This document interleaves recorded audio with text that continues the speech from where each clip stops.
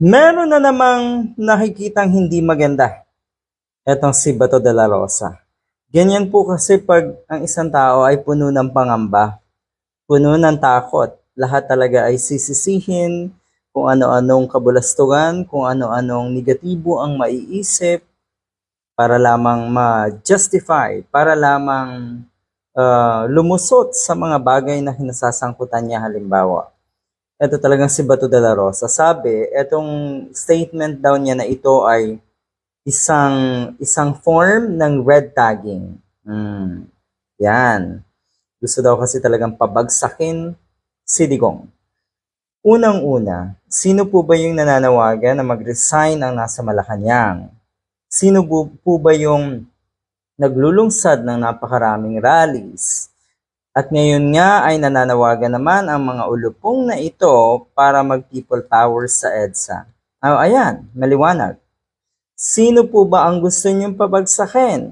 Ito yung nasa Malacanang, tapos babalik na rin niyo ang sitwasyon.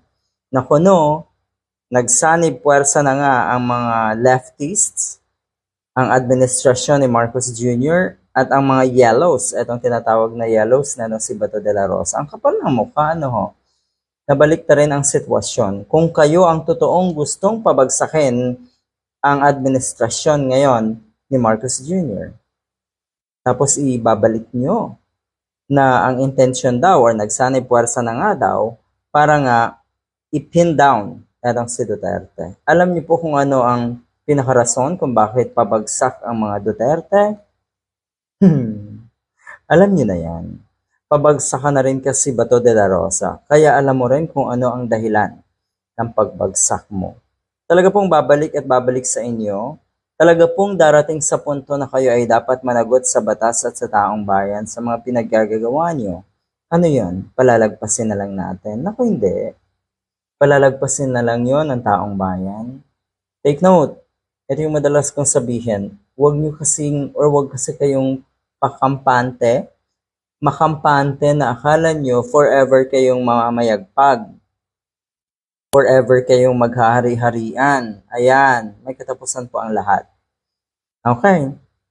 Kaya nga sabi ng isang natasan, kung kayo ay gumawa ng kabutihan, nung nasa pwesto pa halimbawa, etong si Digong, hindi nyo dadanasan etong mga ganitong tinatawag nyo na pagbagsak. Okay, bumabagsak na ang pader, lumulubog na daw ang bangka at ang pinagbibintangan ay yung kanilang gustong palubugin na administrasyon naman ni Marcos Jr. Doon napaka-weirdo talaga na itong mga ito. Una, ayaw sa droga, pero sila yung pasimuno sa droga. Ayaw sa fake news, pero dahil sa kanila kaya lumaganap ang fake news dahil sa mga ulupong ni Duterte. Tapos ngayon naman, anong sabi? Na kuno ay gustong pabagsakin ng mga makakaliwang grupo at yellows at syempre kasama ang administrasyon ni Marcos Jr. gustong pabagsakin daw si Digong. Bakit? Bakit ba natin pababagsakin yung isang tao na hindi naman nakatayo na? Na ibig sabihin, ano pababagsakin? Bakit? Namamayagpag ba ang mga Duterte? Okay, yun yung katanungan eh. Nasa pwesto ba ang mga Duterte? Presidente ba ay Duterte? Hindi naman si Digong ang... Wala na naman sa pwesto si Digong eh. So anong gusto niyong sabihin? Anong ibig mong sabihin, Mr. Bato de la Rosa?